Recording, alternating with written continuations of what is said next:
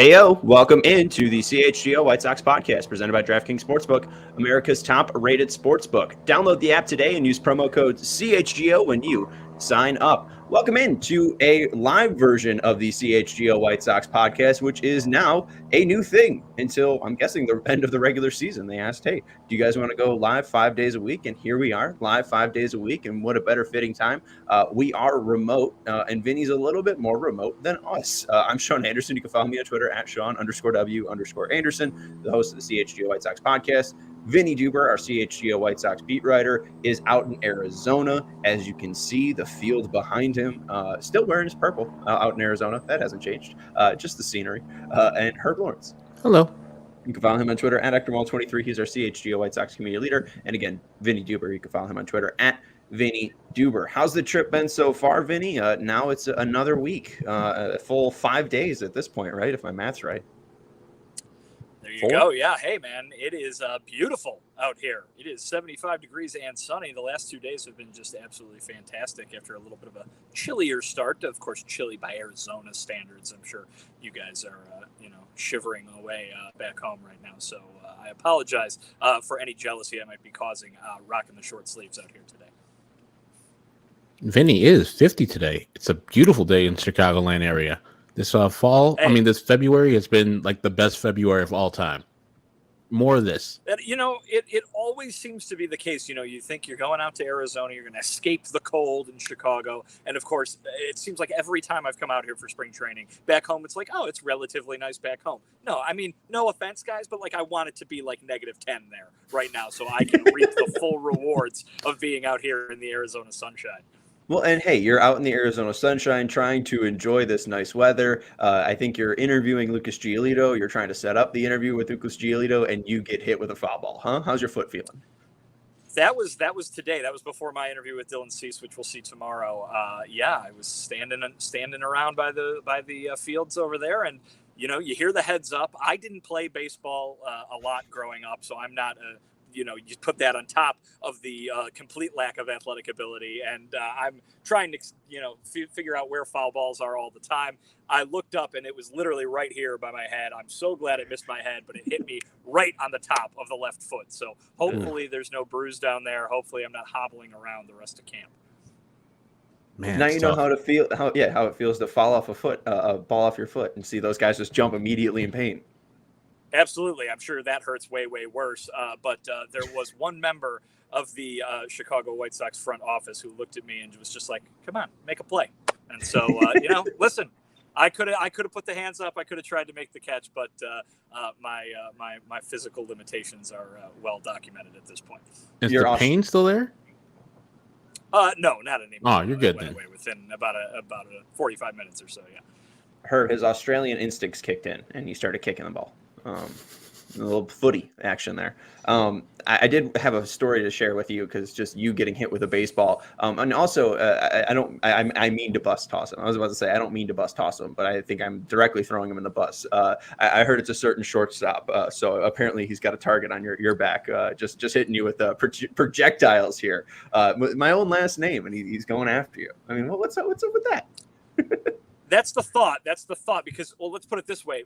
A minute after getting actually hit, another one came right by me, and I looked over, and that was definitely TA at the plate. And so I figured, well, it hasn't been that long. He's still got to be in the same at bat. So cannot confirm that the foul ball that hit my foot was off the bat of Tim Anderson, but the next one that almost hit me definitely was.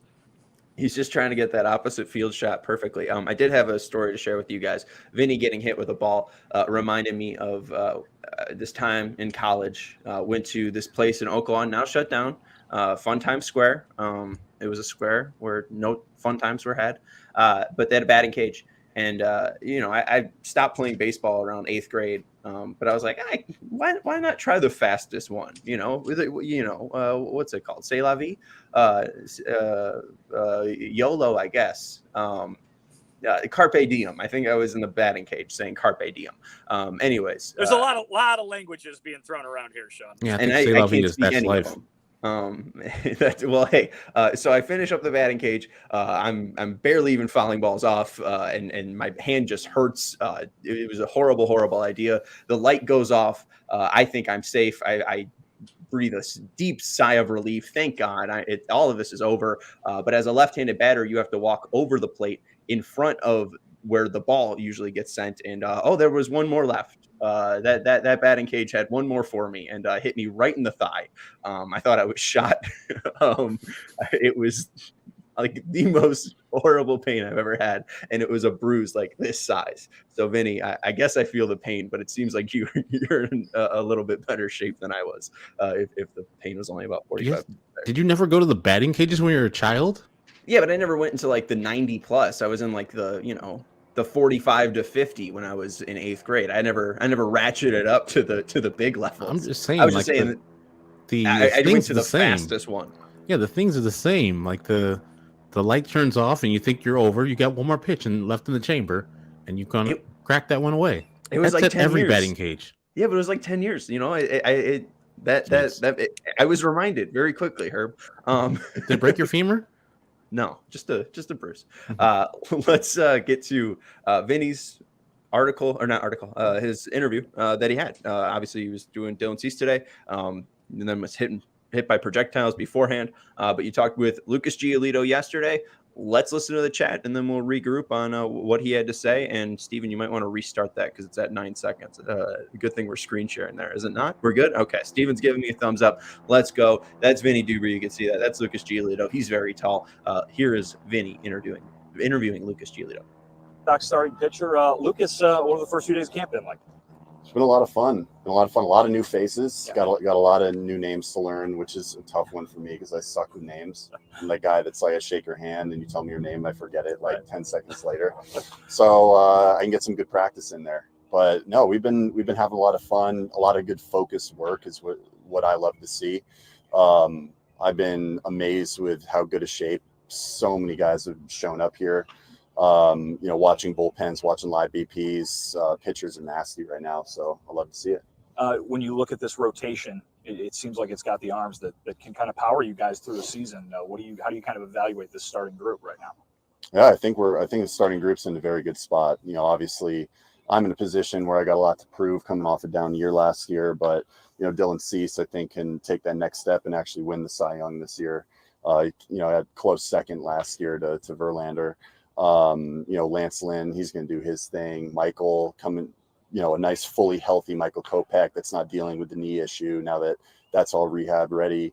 I think that we're in a very, very good spot. Yeah. What is the vibe like now? And I know it's only the first few days of spring training, but compared to last year with Pedro being here, I think it's been great. I think Pedro's kind of come in and. What I really love that he's done is kind of had a lot of individual talks with a bunch of us, just kind of getting a feel for, where we're at as a clubhouse, our family unit, like where do we need to grow? Where do we need to, make improvements so that we can come together and have that clear vision for what we're trying to do as a ball club. Those conversations have been great. And I've been loving his attitude, kind of what he's brought to the table so far, while at the same time, observing, learning about all of us as individuals so that we can all come together. You talked about last year. How has this group kind of taken the offseason and kind of built off of the disappointment of last year to get to where you guys are now, ready to attack 2023? Well, yeah, I'd say based off of what I've seen so far, a lot of guys are coming in ready to prove something, that, we're not just this talented team that's like squandering away, that we're a talented team that can put it together and go out and do our thing. Now, that being said, we got to go and do it. Talk is kind of cheap at this point. I mean, after what happened last year, which was such a disappointment, I think it's just important that we stay focused, working every day on what we're trying to improve and then going out and winning games. That's really it. You mentioned your own disappointment from last season. How did you spend the offseason and what kind of motivating factor was that on really a daily basis as you went to work? Yeah, I mean, I was working very hard. I felt that I needed to make some changes and I made those changes. body wise, athletic wise, pitching wise. We don't need to get into like crazy details with mechanics and all that stuff. It gets kind of boring, but really just like putting in focus work each day, learning a lot more about my body, what I need to do to be able to also rest and recover. I think that's a huge thing for me. Making sure it's okay if I'm going to be grinding, make sure that I'm getting that recovery as well. So, it was an off season full of like education, full of hard work and just trying to be as prepared as humanly possible to go out and have a good season, help this ball club win. And how confident are you that you're going to be able to do that this year? Very confident. Yeah. I'm feeling strong. I'm feeling, I'd say, athletic. I've been happy with my PFP so far. So continue on that trend. That's really all I can do. How are the animals? How are the pets? Good. Doing well? Yeah. They had a good off season too? Yeah. Cat's got into a bit of a fight a couple weeks ago.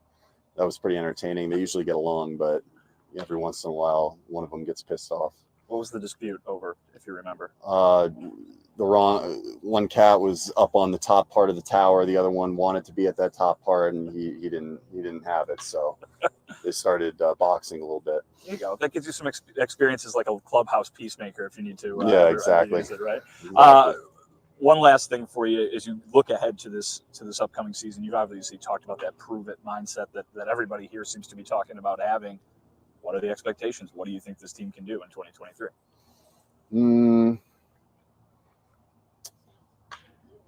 Any guy's going to stand up here and say, oh, our team can win the World Series, right? But I don't really want to say that, especially considering what Pedro told us on day one. It's like, why sit here and like set all these goals and lofty expectations on day one when we're literally in February and we have a whole spring training to get through and then we have a whole season to get through? It's like, why don't we set the goal for today or set the goal for the next 5 days? What are we going to do over the next 5 days to get better? So I'd rather keep things more in the present. I'd like for the next 5 days of camp, I'd like to see everybody continue to put in really good focused work. I'd like to see everybody continue to stay healthy, figure out, little ways, working with Goldie, working with James, working with Brett, working with the coaching staff, little things to just get those little 1% improvements and continue to stack those little wins each day individually and as a team, come together, find our clear vision and move from there. Is that short-term thinking, is that helpful? And does it go hand in hand with kind of that confidence that you guys have obviously had for a long time now? Yeah, that's always worked well for me in the past. I was really excited when Pedro brought that up because, you'll see, been around long enough that I've seen, meetings day one of spring training where it's like, we're going to win the World Series. It's like, okay, well, how are we going to do that? And now it's like, oh, we're going to do that by these 5 days, these 5 days, these 5 days, these 5 days. I think that's a much better way to approach it. Cool. All right. Lucas Giolito, White Sox starting pitcher. Thank you so much. Yeah, appreciate it. It's a 5-step program of a 40-step program of a 3,650 or 365-day step program. I thought that was very interesting from Lucas Giolito there. And Yasmani Grandal is going to kind of parrot some stuff from that as well about what Pedro expects from them in 2023. I think that's a good place to start. We could start there, but I think why not start about how skinny Lucas looks? He's how much weight has he lost? I think he said 25 to 30 pounds, Vinnie. Yeah, he said last year he came in to camp at 280. Obviously, he put on all that muscle, the offseason prior to this past one with the intent of using it to stay healthy, and that kind of backfired on him. He said when he talked to us as a group the other day, that was really only one of the things that went wrong, right? He's not pinning his lack of success in 2022 merely on the fact that he tried a strategy of putting on a lot of muscle and it didn't pay off. There was a lot to go along with that, but it is one of the things that didn't work out as planned. And so he said, listen, when I've been at my most successful, I've weighed X pounds. And so he said he came in at 245 this spring, which is a pretty gigantic drop down from where he was a year ago. Now, again, guys, a huge emphasis over that number with the fan base that probably doesn't need to be drilled down on so much, but there's no doubt that he is a much smaller guy this spring than he was last spring, and his hope is that he can get back to being the pitcher he was the last time he was this skinny. Yeah, I mean, I just think it's always interesting because he talked about it because he said he was pissed off about the lockout, but then also he wanted to add more velocity, and we did see more velocity in spring training and the regular season, and then obviously he just overdid it, and that I thought it was interesting when he brings up the rest and recovery aspect too, just kind of overworking himself, and we see that maybe pushing it a little bit too hard, pushing that body and that frame Herb a little bit too much leaves you hurt in Detroit early on in the season and never being able to reach back to that level where you were at. And I'm sure the different spring training that was last year didn't help, and the offseason being different didn't help him be the person that he needed to be. Sans the extra weight that he put on, but that interview was great, Vinny. It was awesome to see him expound on things that he was doing this offseason and what he thought about the last year's team. I'm just so happy that he is such a student, such a learner, a thirst for knowledge. He, no matter what, I believe after his great years, he's always going back and trying to tinker and trying to get better, doing what he does with the fastball and the rising changeup that one year. That worked out. Then he's like, okay, this changeup's not working. Let me switch it up to the slider. He's always for a thirst for knowledge of something better, to get better for himself and to get better as a team. And I love the philosophy that Pedro Grifol passed on. Just amazing philosophy of, and every manager comes in, we're winning the World Series, and that was funny lines like, how are we doing it? And right. stacking 5 days together. That's a mindset and the psychology of man that Pedro Grifol is using for his team. Not looking long ways, thinking short term. What you can do today to get better for tomorrow, and then what can you do tomorrow to get better from today? It's just a genius plan. I love everything I'm hearing from Pedro Grifol, from these players. It seems like a new mindset in there. I don't know if it's going to actually turn out to be the results being good, but the process and what he's saying, I love it. Yeah, I mean, listen, we heard a lot of one day at a time stuff from Tony La Russa, too. You know what I mean? Like, this is kind of sports' most well-used cliche, but they go back to it time and time again for a reason, right? And I think a lot of people think what you were talking about psychologically and stuff like that it does have its payoffs and its benefits. I don't think it's very exciting. I don't think it's very entertaining. I think it's kind of boring to hear that over and over again. But hey, people want their team to win, and so if you can take a little boredom with your team being good, this might be the way to have that pay off. Yeah, and setting the goal for today again. Just we're going to talk a little bit about goals a little bit later on and how lofty one player's goals are, or how I think they might be. So then hearing that from at least Grandal and Giolito has been refreshing. But yeah, I think we could talk a little bit about the best shape of the life thing. Lucas Giolito back down to 245 where he feels comfortable. We're going to go to Yasmani Grandal in a bit here, but he is feeling back to where he's able to not be rehabbing, but to be able to build on top of his work. Eloy has slimmed down about 25 to 30 pounds. Yoan Moncada feeling better. Obviously, he was dealing with his oblique injury last year, but even the long COVID thing, we see this still affecting Jonathan Toews. I don't know if you guys saw this in the news, but Chicago Blackhawks player Jonathan Toews says he's still dealing with symptoms of long COVID and chronic immune response syndrome. And, we're still 3 years out from COVID and all of this stuff. So Yoan Moncada taking that long, I don't know if it was that much of an excuse. I know how frustrating it was, how great of a 2019 he had. And then, 2020 dealing with all the stuff that he dealt with, 2021 and 2022 similar, but hey, maybe 2023 is the year for the White Sox. I know it's a cliche, but I just think it's funny that it's coming out that all these guys are, putting all this great work in. Do we believe it? Is best shape of their life a real thing, or is it just, athletes working out? I think it's athletes working out. That's where I tend to land on it. But I'll say this, the White Sox in particular, that's a thing. This is a story. They've been so injured the last couple of seasons. When you point to guys like Yasmani Grandal and Yoan Moncada, the shape that they're in is extremely important and extremely interesting to what they're going to be able to do in this upcoming season. Even we've talked about already, Lucas Giolito tweaking some things. There is a story there. There is some interest and importance there. When you look back and dial it back in general and say, oh, so-and-so showed up to spring training in great shape. Well, yeah, no shit. They should show up to spring training in great shape. And it's their job.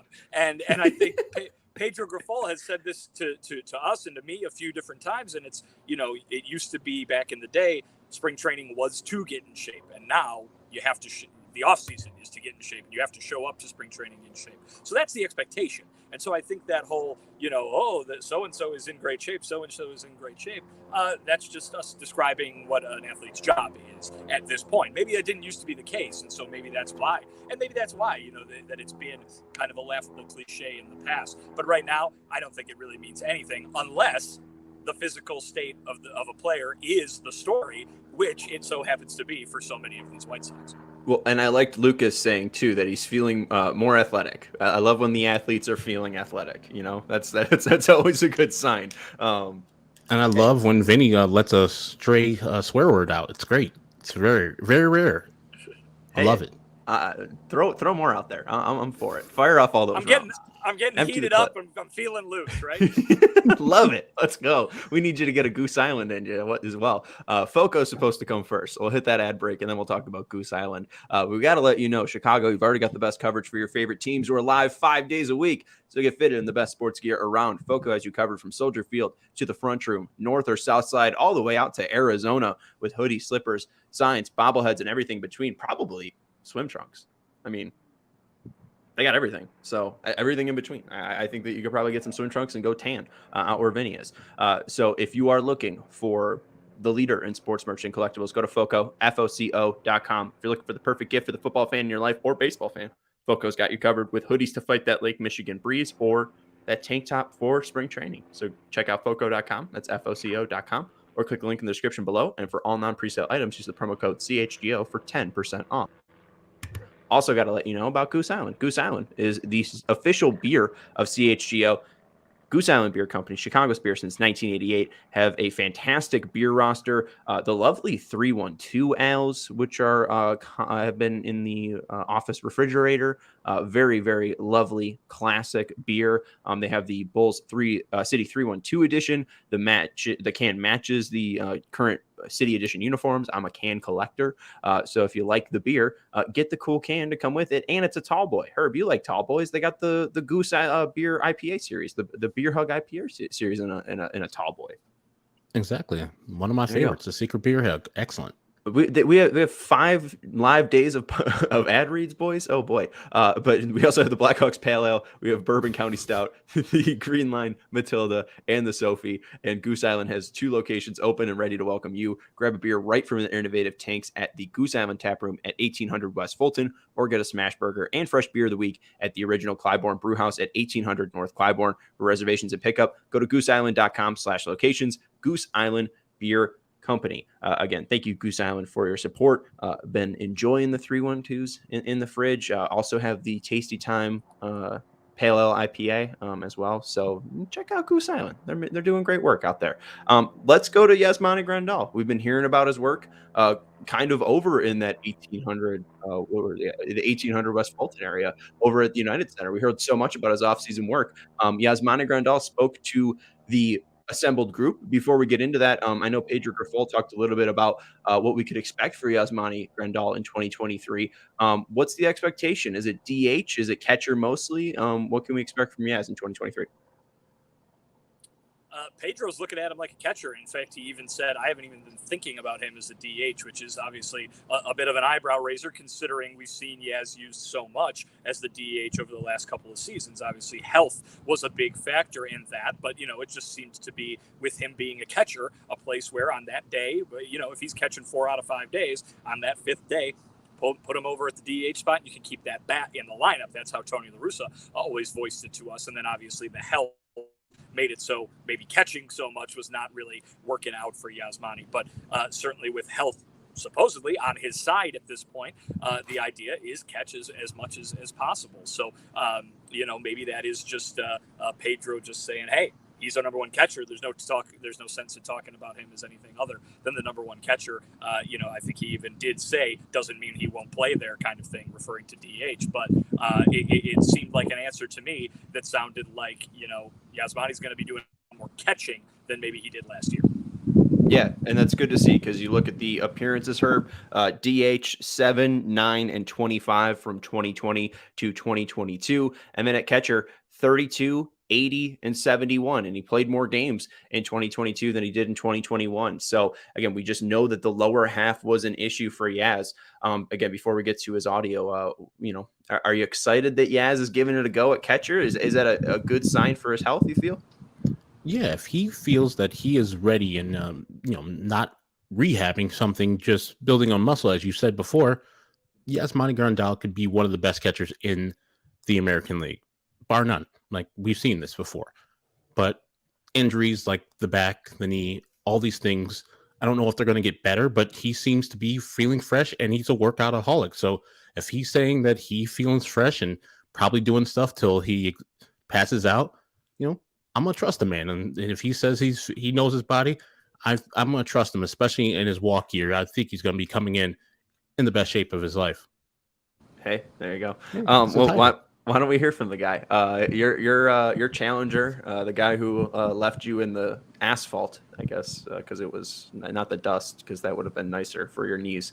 But let's go to Yasmani Grandal. This is Yaz talking about his offseason work and what that might mean for baseball, and then also Pedro Grifol, how he's helped the Sox in 2023, and then Liam Hendriks with an update that I don't think is surprising to anyone. The work you put in the offseason and for good reports. Did you? Because I didn't see you there. No. I was there. Exactly. Yeah, I saw it. We heard the work you put in during the offseason. How different do you feel just at the start of this game? Well, I feel good. Obviously, body feels good. But that's the way that it should be, right? I think everybody comes into spring training feeling better than they did the year before. So yeah, for now, we just looking forward to the decision players to get here and get everybody together and start games soon. I think we're up a week away or something like that. So, sure. And now that you're doing baseball stuff, are you seeing any difference, or is that not coming yet, or where are things at? Yeah, you see the difference right away. I mean, you see the difference, catching, moving, running, hitting, and then, recovering just way faster than you're used to recovering. So, that's why that regimen of training, 7 days a week and understanding what it is that we needed to do on a daily basis, that's why it helps out to once you get to spring training, then, you don't have the body aches and pains or nothing like that. It's just a matter of coming in and staying to keeping your routine going and taking it all the way from here to the end of the season. I know you talked about you're not talking about last season, but how much are you itching to get this season started and kind of turning the page on something fresh? Oh no, I'm not. I'm actually not.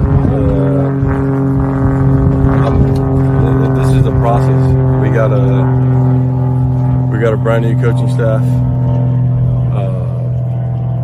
so everybody has to get accustomed to those guys and the system that they're trying to implement.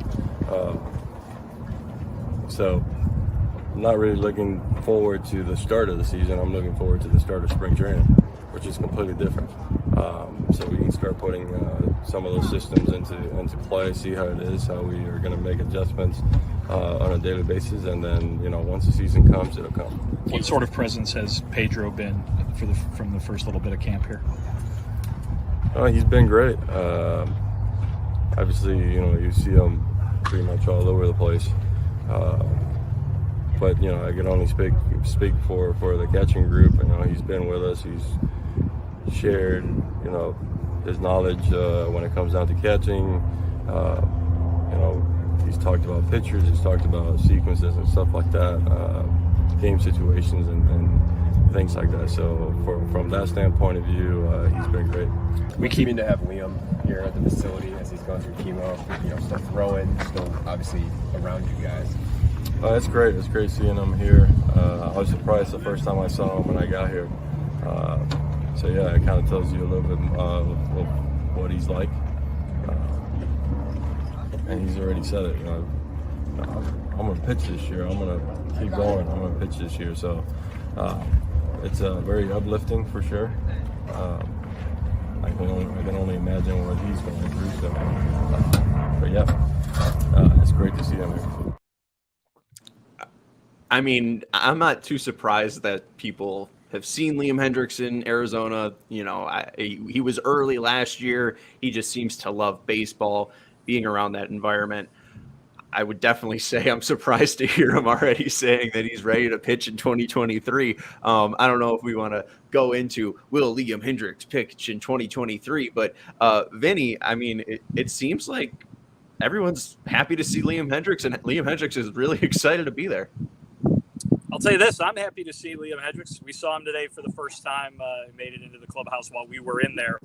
And then we got back to our workspace here, which is right behind me up in the press box here at the ballpark. And he's playing catch out in right field. So, I mean, it's incredible. It's amazing. Like Ethan Katz said yesterday, just, you know, I've talked at length about my feelings about Liam, the person, and certainly that goes into the fact that everybody here is so thrilled to see him and so inspired by him being around. You know, him and Joe Kelly are ripping each other again. You know, Joe Kelly, you know, the guy, Liam Hendriks, shows up here going through cancer treatment. Joe Kelly's like, you know what my response is going to be? To make fun of him. And apparently that worked perfectly, because that's the kind of relationship they have. That's the kind of person that Liam is. So certainly everybody to a man here is talking about how great it is to see Liam at camp working out. And I don't think it should be any surprise that he wants to be able to get back on that mound as soon as humanly possible. The guy is a competitor, as everybody who's ever watched him throw a ninth inning knows. You know, he's about as nice as it gets off the field, and then on the field, he's doing nothing but swearing at you. So I think everybody kind of gets a glimpse into his mindset when it comes to playing baseball, and it should be no surprise that his target is to get back as soon as possible. And I'm sure everybody before this cancer diagnosis loved to have Liam around, just because of the personality that he is. But now, even like after all the stuff he's going through, battling through a cancer diagnosis and the treatment for that, he shows up at camp, you know, doing things, you know, ready to play baseball. You know, I just marvel at this man. He's just a fantastic human being, and we want him to get healthy. I don't care if he pitches one pitch for the White Sox, because it seems like he's a genuine dude and he lights up the room when he's around it. So I'm so happy that you guys got to see him today. And man, if you ever get to talk to him, man, send our well wishes to him, because he's just a great individual that more people should model their lives after. Yeah, I mean, just seems humble, determined, fierce. I don't want to go, you know, he's just an extremely, like you said, a role model, sets a fantastic example. Would you guys be surprised if he pitched in 2023? I don't think you can be anything but surprised given the circumstances, but then knowing the person, I think maybe that takes some of the surprise off of it too. So I don't think anybody should. I don't know. I don't know what to say in terms of expectations. I don't know what the human body can do in terms of getting itself back there. So I'll leave that to the medical professionals. But just saying, under the circumstances, you know, to use a famous Hawk Harrelson line, I think that it would be very surprising. But then again, we always have to remember this is Liam Hendriks. So I'll put it this way. I think he's the person I doubt the least. You know, I don't want to set unreal expectations, because again, at the end of the day, human. But we can just see, like, even for closers, just built different. So I can just, I think we can say that. I would not surprised that he's there, that he's throwing bullpens, that he's throwing in right field. You know, he just seems like he's got a great attitude about everything. And Ethan Katz is tearing up about him. I'm tearing up about him. I mean, come on, what's going on? At least we have Liam, right? Anyways, anything else with Grandal that sticks out? I like that he said, when asked about 2023, this is a process, adjustments on a daily basis, going back to Pedro Grifol. Again, obviously we know Pedro, a catcher, Yas sharing what the catcher relationship's like with that manager and him having that knowledge. Anything else stick out about that day-to-day process that both Yaz and Lucas have talked about? Well, I'll just say this, and Pedro talked after we talked to Yasmani today, so that was brought up. I wouldn't be surprised if some of that comes from Yasmani, or the two shared that before they got together as being, co-workers on the same team here. Pedro said that he talked to Yaz within a day or two of having the job, that he's one of the guys that he talked about in terms of how he wanted to run camp and how he thought it would be beneficial to run camp. So I wouldn't be surprised if there was some collaborative conversation going on between the two of them. Remember, we saw those pictures of them at the Blackhawks game, and Pedro even brought that up.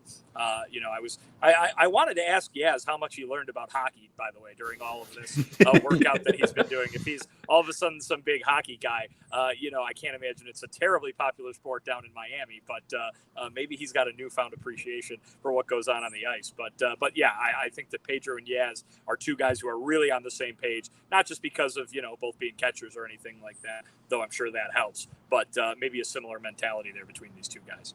He appreciates the grind. Like we talked and heard him when he was on with Chuck Arfine on his podcast, White Sox Talk, that sees like some people work every day and they say they work every day and they're doing 6 days a week. It's like, no, I do 7 days a week. That's working every day. And I think he really enjoys doing it. I mean, we heard the crazy stories there. I think the guy, has something different about him, and I'm not going to judge him yay or nay on it. Just something different about him and his brain chemistry is like, I want this. I want to feel this pain. I want to feel this growth so I can be better the next day. He already had that mentality before Pedro got there, and probably to get it reinforced from your bench boss probably feels good and can go from there. And I think that he doesn't want to skip the steps. The steps are important for everybody, not just him, for everybody to create that culture so everybody knows, hey, we went through this grind together. Now the regular season, the championship season starts. Now we know what is necessary and what our leader is telling us to get through there. And I appreciate that. And now the damn ambulance are coming again. We're giving out the secrets, and now they got to come and get you. What's up, chat, as well? Nice to see some new faces. This is shout out to JP. I haven't seen JP's name in here before, so what's up? Let's go. Glad to see some new faces. What's up, Brian, as well? Shy Sox Anthony, 27. And I think our guy White Sox Tom has a fair question, just because we've talked about it a little, but not a ton. People might have missed it. Who's going to close then? Joe Kelly has talked about it just because we brought up Liam. We'll hit the break. We'll talk about Michael Kopech and a little bit more about that day-to-day process, just because Michael Kopech, I think, has some lofty goals for himself. But with the closer, it does seem like they're going to take it day by day. Kelly's not afraid of stepping up if they need to. Kendall Graveman's not afraid of stepping up if need to. It does feel like this will be a closer by committee role. And if things get a little bit more defined through spring training, then that is what, will happen naturally. Right, Vin? Yeah, absolutely. This is. I think they're basically set on closer by committee at this point. I think that there's a lot of Twitter users and baseball nerds like yourself, Sean, out there who are very happy to hear Pedro Grifol say, you know what, it doesn't matter what inning it is, we're going to go ahead and throw the best pitcher at the best part of the lineup. I think Pedro has reiterated that numerous times, even just in these first few days. So they've got a lot of relief arms, and I think playing the matchups really works for them in this situation. You know what I mean? If it was Liam Hendriks and a setup guy and then kind of beyond that, then maybe you might see that setup guy come in and just step up as the new ninth inning guy. But they've got so much to work with out there. I really do think that even without Liam, and that's a big thing to say because he's an all-star closer, one of the best closers there is in baseball, they've still got a really good bullpen, and it's a strength of this team. So I think that Pedro will really be able to mix and match throughout the late innings of basically every game based on matchups, based on availability. And it's not going to be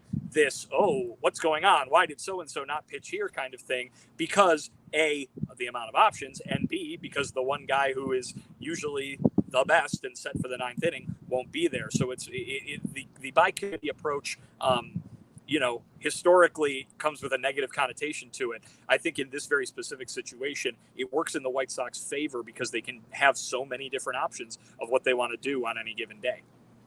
Now, if no one steps up in a big-time way, like there's not a shutdown guy early in the season, I think the White Sox should go with this as long as they should, or as long as they can, because of I don't like to changing in the middle of the season just for change's sake because of the results not being great. I think it's the best situation for the team because you're putting your players in the best position to win.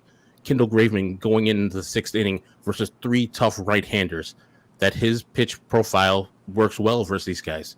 Do it. Kendall Graveman says he's willing to do it, and all these guys are willing to do it. They don't have the ego. They don't have the necessary, like, hey, I'm the 8th inning guy mentality.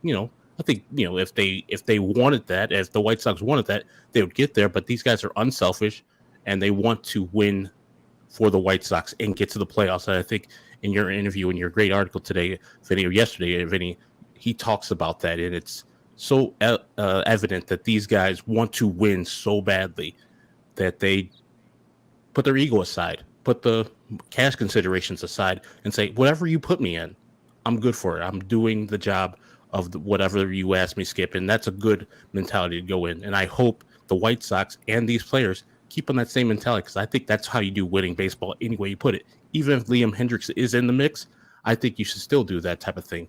Liam should be going against the high leverage people no matter what time it is. Yeah, I'll just say this about Liam, and I think I brought this up the other day when we talked. There is something to be said if you talk to these guys for that whole 9th inning mentality kind of thing.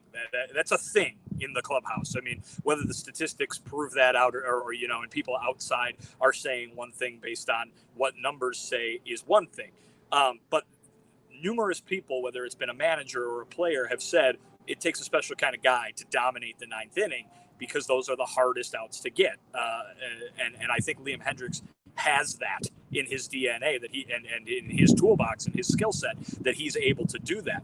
But in absence of that, sure, go ahead and go throw your best arm, whether it be Kendall Graveman, whether Reynaldo Lopez is having another tremendous season, whether Joe Kelly turns it around and is able to dominate the way he has in the past. If that's what you have at your disposal, then yeah, go ahead and put guys wherever. If the 3, 4, 5 hitters are coming up in the 7th, throw Graveman out there. He doesn't have to pitch the 9th. So I think that under normal circumstances, there's an argument for both sides of that equation. And I think that you could even point to the correct one, in my opinion, being throw Liam Hendriks out there in the 9th, because he's the shutdown guy. But when you don't have him, then go ahead and mix and match and do what you can to win a baseball game on any given night. Yeah, again, Liam is built different. I think that whole light show, the focus, the intensity on that moment, I think just elevates him to a next level. So I think when Liam's back, that 9th inning is his, and then just make sure the right guys facing 3, 4, and 5. But we'll see. It would just be great to see Liam in 2023, like we talked about a little bit earlier. Let's take a quick break. We got some Michael Kopech sound, and then we got some Billy the Hitter talk, and then we'll wrap it up. And we'll be with you again tomorrow at 4 p.m. here on the CHGO Sports YouTube channel. We do want to let you know about DraftKings Sportsbook. They are the official sports betting partner of CHGO and All City Network.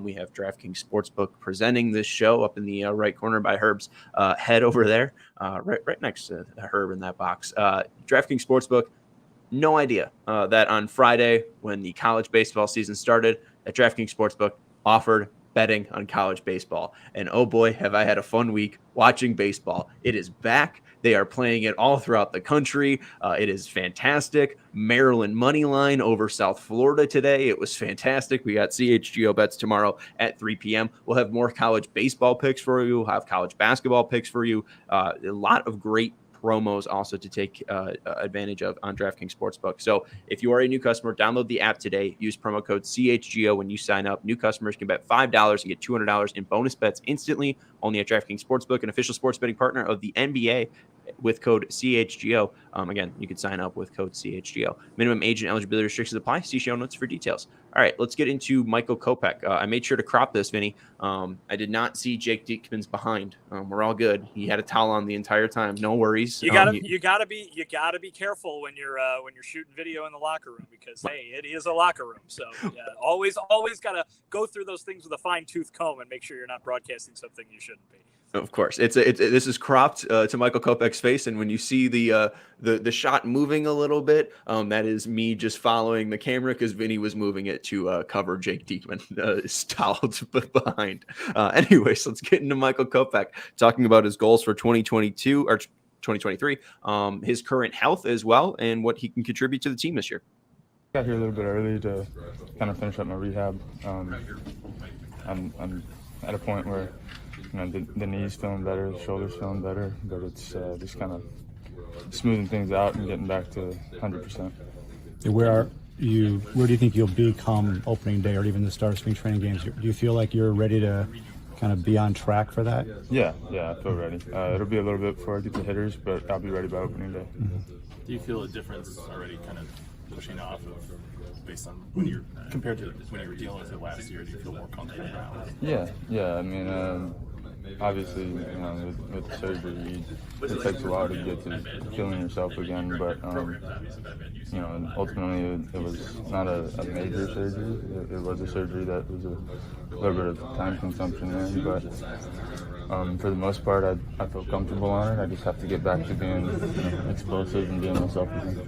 Is there relief when you do that? Like you for a while try and work your way through a knee injury, and then to get back on the mound after you've had the surgery and it feels normal, it feels close to normal. Is there relief? Yeah, absolutely. And there's a little bit of relief knowing that I wasn't just trying hard and then not coming out last year. There was something that I had to fight through, which you take it with a grain of salt. I'm gonna battle through everything that I have to battle through, but ultimately I want to be as healthy as I can, and I'm on track to do that. So.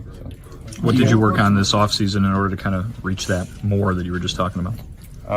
Well, I haven't had too much of a chance this offseason to work on too many things because I just started getting to running a few weeks ago. But since I've been here back at camp, like I said, I reported a little bit early. I've been able to work with the training staff and work with the strength staff and get myself to feeling good. And so ultimately, when I'm feeling good physically, I can get to a state where I'm feeling good mentally, and then everything should kind of come together and take care of itself. Is the health aspect kind of even more important than like any tweaks you might be working on with Ethan this spring or something like that? I think we'll get to work on tweaks a little bit more as I get healthier. I'm close to being able to do those things, and I'm still in the process of working on mechanical adjustments right now. But that's not the primary focus at the moment. Do you have any tangible goals? Any specific goals for yourself? Ultimately, I would like to throw a lot more innings than I did last year. I'd like to have 30 plus starts. I think I had 25 last year, and a low amount of innings. It's my first full season as a starter. So I think the more I can do to help the team every 5 days, the better I'm going to feel. So that's one. Just to get close to 180 to 200 innings would make a lot of difference for me personally, and I think would be a lot more help to the team than it was last year. 180 to 200 innings would be very, very nice and would be by far a career record for Michael Kopech in 2017 in AA and AAA. 134 1/3 of an inning in AAA in 2018, 126.1 or 126 1/3 innings. Also in 2018, you could add in 14.1 innings or 14 1/3 innings from the Sox, and then 119 1/3 in 2022. So 180 would be a massive mark. What else? I mean, it's just a lot about health there, Vinnie, it seems. We talked about, Yasmani Grandal coming in the best shape of his life. Giolito, Aloy coming in the best shape of their life, not having to rehab. Seems like Kopech still ramping up. Yeah, I mean, I don't think you can call it necessarily, oh, here we go again, or same old story, because obviously for Michael Kopech for so long, it was about that Tommy John surgery and that recovery from that. But here we are again, another spring, talking about Michael Kopech working his way back to health, right? So it remains kind of the big headline with him. It's if he can throw a full season of full healthy baseball, what is the ceiling and what can he do? We saw him pitched pretty well when he was able to last year, but then there were these games where he was coming out after throwing just a handful of pitches because things were not. I think that Michael Kopech really is focusing on getting healthy this time around, and I think that if he can do that, then it's a totally different story, a totally different ball game. But until he's healthy, we have to keep monitoring what that health is going to be. Pedro Grifol says for some reason that he'll be ready by the second series. I'm not sure why that doesn't equate to just opening day, start of the season kind of thing. Maybe you can map out that he literally would be 3-4 days away from 100%. But right now it looks like he'll be making his season debut in that series against the Giants, which is the White Sox first home series of the season. And I think we're just going to be continuing to monitor him throughout the year. I don't know if you can say that he's behind schedule or anything like that, but it does seem that he is not yet at 100%. And so that's going to be, a focus once he starts throwing in Cactus League games back here. If he's throwing 180 innings for the White Sox this year, he's top of the rotation pitcher. This is the thing that holds Michael Kopech back, I believe. Just, taking the ball. Like you said, 25 starts, good, but we talked about it, Sean, like 4 innings early, 5 innings early, 5 and dive. And we understood because it was his first full year starting. He's trying to get his stamina about him, and he looked the part. Ask the Yankees. Ask any team that faced Michael Kopech when he was on his top of his game. They say he's got filthy stuff. Maybe not as filthy as Dylan Cease, but it's right there. But also, if you're just listening to the podcast on this, you're doing yourself a disservice. That is a good-looking gentleman right there. Man, Vinny, that is a good-looking cat. I do yourself a favor. Tune into the podcast and check the YouTube out, man. That is a great-looking cat. No? Mercy, I heard. Sure. Kopech or me? Who are we talking about here? I mean, you James always. Fegan, who was in the background. But Michael Kopech, that's a great-looking cat. Yeah, Fegan was in the background. Come on, we were. Hey, Michael, would you say he's the prettiest on the team, Herb? Michael Kopech, prettiest on the team. Oh, that's not even a question. No, not even a question. Not even a question. Damn, Andrew Vaughn might have something to say Come about on that. Let's. I want to follow up a little bit though, with the second series part. It's a 4-game series in Houston. Am I wrong? Yeah. Okay. But didn't they say that he's not going to pitch in that series? Michael Kopech, right? He'd be ready in the second series. So Lucas Giolito, Lance Lynn, Dylan Cease, and who is starting in the first series? Mike Clevenger. I mean, at this point, it seems like that's the answer for Pedro Grifol until the major league investigation is over. Okay, I just wanted to, I guess, say that. I'm afraid of saying that name just because I don't want to get sued. Let's go to hey, I don't, man's calling people bro, and he's just met him. I just find that interesting. It'd be great for Kopech to give 200 innings, 180 innings, but I don't know. As you said, Herb, like ask the Yankees. That was his highest average fastball at 97.2. He was ready, geared up. And then it was on May 22nd. And then on June 1st, a complete dive on his fastball. He got banged up by the Blue Jays down to 95.2. And then from about June to July 10th, he was down, rocky, up and down with his fastball velocity, but then it kind of hit back up to 95 all the way to August 17th. And then he started dealing with a little bit more of that knee issue. So as long as the knee's healthy, it wasn't an arm issue, which I guess is the positive for Michael Kopech, which I guess is why he feels that he could just step right in and maybe get geared up. It's just about stamina. It's just about conditioning. But again, like, do you have that stamina and conditioning to go 180 and 200 innings? It's never been proven before. I just feel like that's a real lofty goal. Let's make a start. Let's see if you get to the second series first. That's the first goal. It's a little bit out of there. And hey, maybe we beat just last year's total, and then we'll see how much we can add on. But isn't the thing you're supposed to manifest it with your mouth? And so if you put it out there to the universe with 180, with 200, your work will work towards that. And you'll be like, okay, I'm not going to do anything that's going to detract me from pitching 180 innings at least. So whatever that is during his full day, he's going to be focused towards pitching 180 because he's manifest that with his mouth and let it happen in real life. And Vinny wanted me to tee him up for Billy Hamilton. So did Billy Hamilton manifest 15 to 20 home runs? No. I wouldn't go that far though. We were walking back from the bullpens at one point. And Cease and Kopech are in front of me, and a big hit comes out on the side field during live batting practice, and you just hear all this roar from the field, and I think it was Cease that goes, "Oh, did B-Ham take him deep?" So I think Billy was flashing some power. That one didn't quite leave the yard, but Cease goes, that's a homer in Chicago. Don't worry about it. So, maybe there's one in that bat at least. But listen, Billy's thrilled to be here. I talked to him yesterday, and he could not be more excited to be back with the White Sox. He said he was so excited for spring training that the night before he got here, he couldn't even sleep.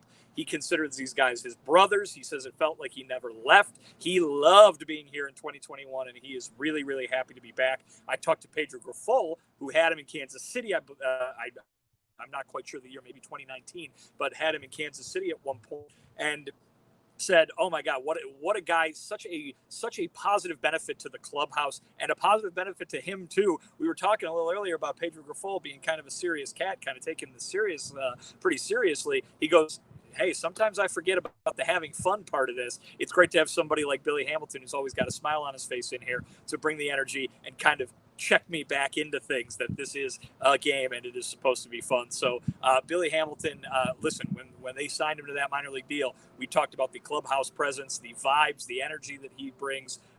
It would be a very good thing, I think, for this clubhouse, for him to make this team and to be around this big league club this season, because listen, we talked all about last year how it seemed like the fun was gone and the fun was missing.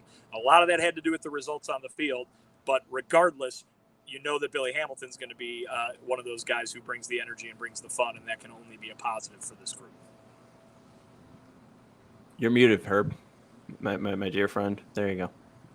Oh, still muted. Love it. I forgot somebody. We were having that actual, was that the happy hour that once a show? Oh, I'm yeah, always right. muted. Yeah.